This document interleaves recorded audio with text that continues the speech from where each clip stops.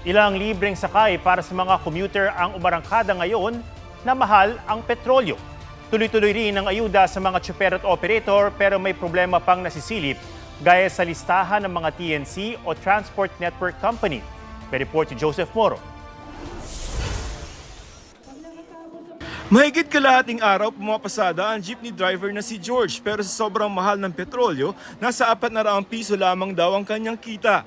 Malaking tulong sana ang 5,000 pisong ayuda sa ilalim ng Assistance to Individuals in Crisis o AICS ng DSWD. Pero hindi siya nabigyan dahil wala siya sa listahan, gaya ng libo-libong driver ng jeepney, motorcycle taxi at TNVS. Nag-submit po, sir. Ay, hindi po namin alam, sir. Sa kita kasi, malaki na bawas doon sa kita namin. So, yung 5K po, pang tulong din po sa dagdag kita. Ayon sa DSWD, may mga hindi umano isinumiting pangalan ng mga tsuper ang ilang transport network company. Mabibisto raw kasing sobra-sobra sa pinapayagan ang bilang ng kanilang mga partner drivers. Dalawa lang yan, to be fair about it. Grab and InDrive. Itinago nila yung mga tempo drivers nila so you can imagine mas malaki pa yung nakatagong drivers than yung disclosed drivers. Sinusubukan pa namin kunin ang panig ng Grab. Gate naman ng InDrive, isinimit nila ang buong listahan ng kanilang partner drivers. Na-validate naman daw ito para matiyak na nasunod at nakumpleto ang mga impormasyon. Bahagian nila ng proseso ang pagsumite ng kaukulang mga dokumento ng kanilang mga driver. Patuloy raw sila nakikipag-ugnayan si LTFRB at tutulong para maisama sila sa planong special payout. Sinusuri na rin daw nila ang mga isinumiting record para maisaayos sa mga datos at mga nakabinbin at kulang pang dokumento. Pagtitiyak naman ng DSWD sa mga di nakakuha ng ayuda, asahang may makukuha sa susunod na linggo pagkatapos ng Semana Santa. Sabay naman sa April 8 ang bigayan ng ayuda para sa mga tricycle driver sa probinsya at para sa mga tsuper sa Metro Manila na hindi nakakuha ng ayuda.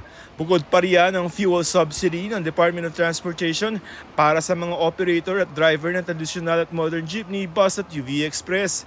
Bus drivers po, kapag wala kayong 5K, either deposit or coordinate with your operators, kailangan namin listahan. Ibigay nyo yung e-wallet accounts nyo doon. Pag mayroong mga tsuper talaga na ayaw talaga ng mga ganito o wala silang mga e-wallets, pwede po kami mag-hold ng special payout para cash po namin ibibigay. Conductor po yan, kukuhanin po natin yan sa DSWD. No, nakiusap po tayo. Kaysa magtaas pasahe, pinag-aaralan ng gobyerno ng mangontrata ng pampublikong sasakyan para magbigay ng libreng sakay sa publiko.